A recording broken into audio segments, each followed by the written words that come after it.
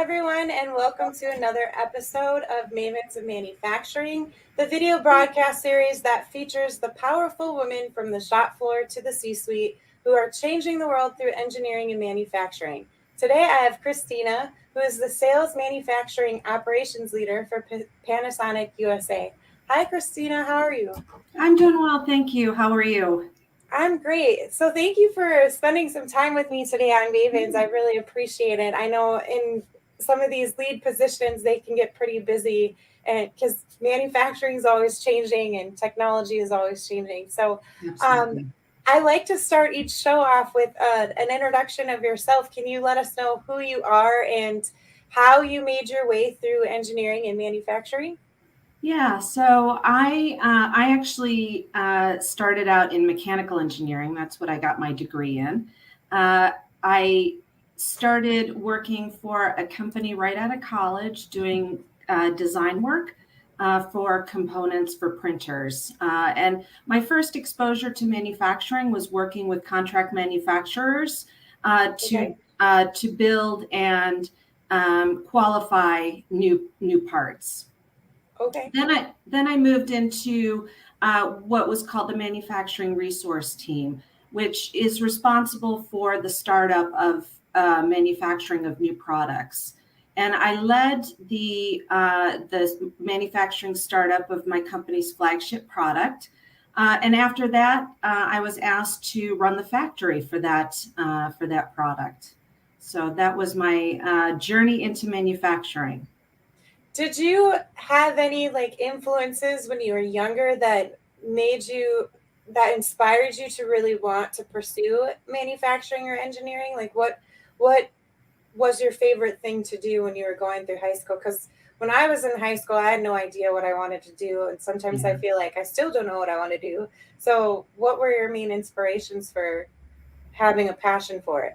It's so funny. I I got to manufacturing and engineering kind of by accident. I actually, in my senior year of high school, decided to study hotel management. Oh, Yeah, I know, very different. And so I went to college, realized it wasn't for me. My father was a college math professor. And he okay. had always seen in me the ability at, the technical ability to do math and to do science. And he really encouraged me then to get into engineering. That's great. It's just I like hearing everybody's stories because I had a dad who was in manufacturing too, and we really didn't start connecting on that level until I started Mavens. I always knew that he was gone a lot because he was part of the sales leadership teams for all the companies that he worked with. So he would Mhm. travel for like 2 or 3 weeks at a time and then come home. And he never really talked about what he did. He used to work at Fairbanks Morse, which is a manufacturing company for big engines that they put in the Navy carriers and also submarines. Mhm. So it's really cool to hear about that stuff now, but he never like shared that. He was always good at math, and I didn't get that gene. My sister did. She's the math genius of the family. I was more English and stuff. So it's really interesting to see how especially women will start out in a different career. I've talked to several like design or interior designers, and they liked what they were doing, but they didn't want to do that design stuff. So then they moved on to something in manufacturing or engineering. So it's really cool to see all of that stuff. How did your journey lead you to where you are today at Panasonic? Well, so I after working in manufacturing and supply chain for a number of years at my company, I started moving into more of what I would call business operations, things like strategy, transformation, and project management. I then got caught up in a downsizing, which led me to Panasonic. So my role right now as sales operations manager really combines my experience in manufacturing along with my business operations because we sell material flow solutions and software for the manufacturing industry. Okay. So what does a day in the life look like in your position at Panasonic? So we talk a lot with new potential customers in the manufacturing industry, people in a lot of times senior roles in manufacturing, operations managers, chief operating officers, to explain to them the solutions that we have that can really help them improve their material flow. And what are sort of your most memorable moments working at Panasonic? Because I feel like as a business operations manager, there's a lot going on and a lot of challenges that you face. So, can you talk about some of your most memorable moments and some of your biggest challenges that you had to find a solution for, and you were really, really proud of yourself for getting through those challenges? Yeah. So at Panasonic, probably, my most memorable moment is, after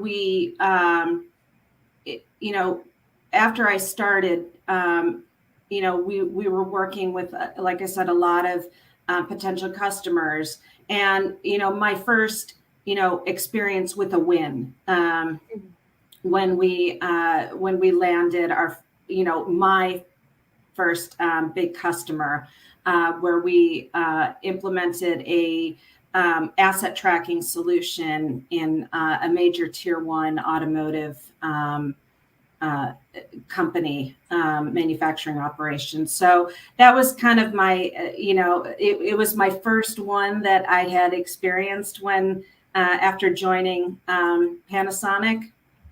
So I think that was probably the most memorable. The biggest challenge, of course, I think was COVID.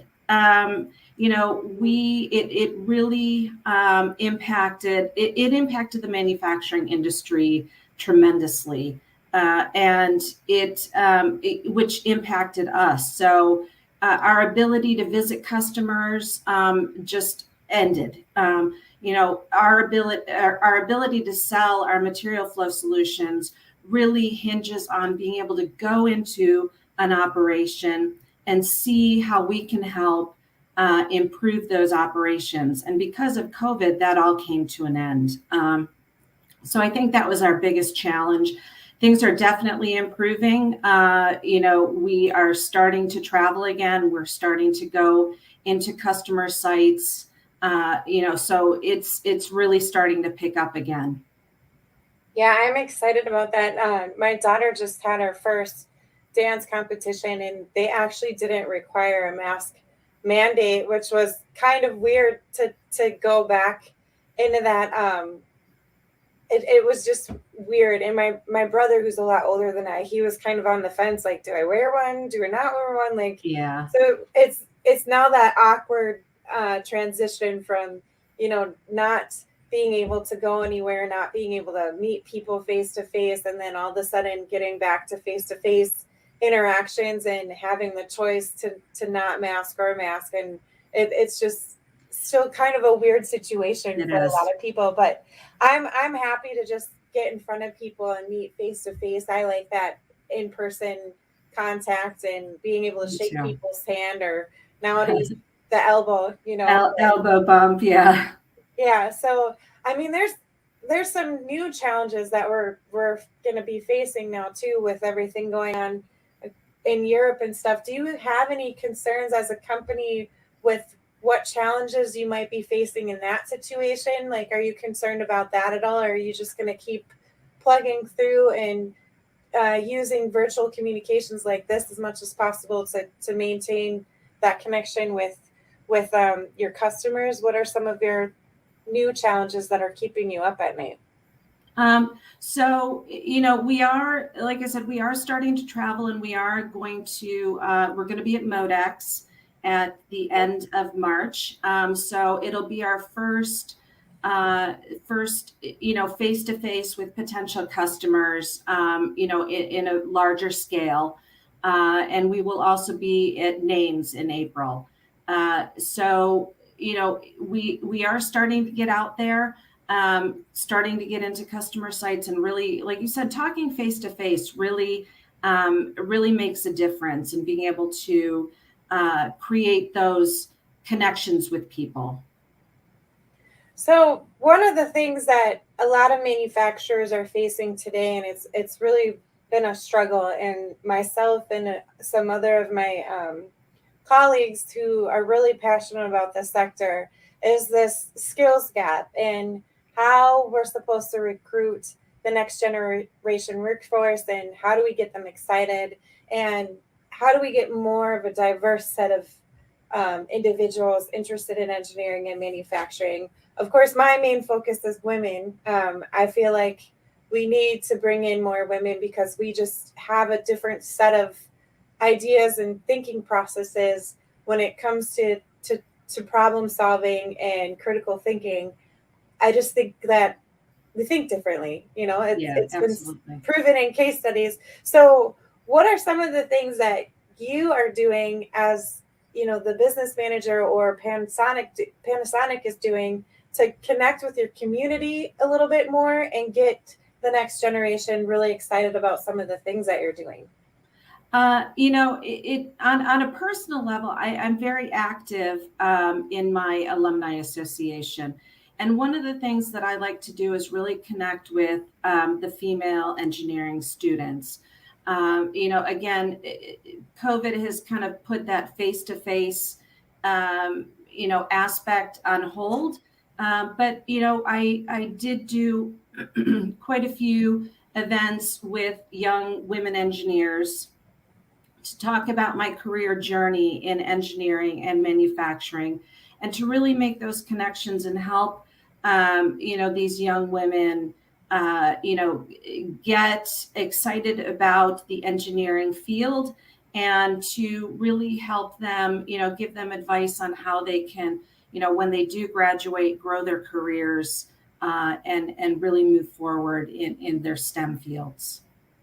So that was actually going to be my next question to you. What sort of tips or advice would you give the next generation who might be on the fence or not even aware of the opportunities within the sector? What sort of advice would you give them specifically to women who typically still don't consider career pathways in engineering or manufacturing? Well, I really encourage women to build their professional network and to learn from, strong women, both in their field and outside of their field, to gain insight on, how women have kind of grown their careers. Like, I love telling my story of going from hotel management to engineering, because it really shows that, we can definitely pivot. And, even though you don't necessarily have a background in manufacturing, you can, make that journey to really grow your career, and move and do something new and different. Absolutely. I think one of the biggest pieces of advice I would give too is not a lot of kids are on LinkedIn. They're either on TikTok or uh, they're not even on Twitter. They're on TikTok or Snapchat. Yeah. So when I talk to students, I really encourage them to start building a profile on LinkedIn because that's where all of the professionals are at. So Exactly.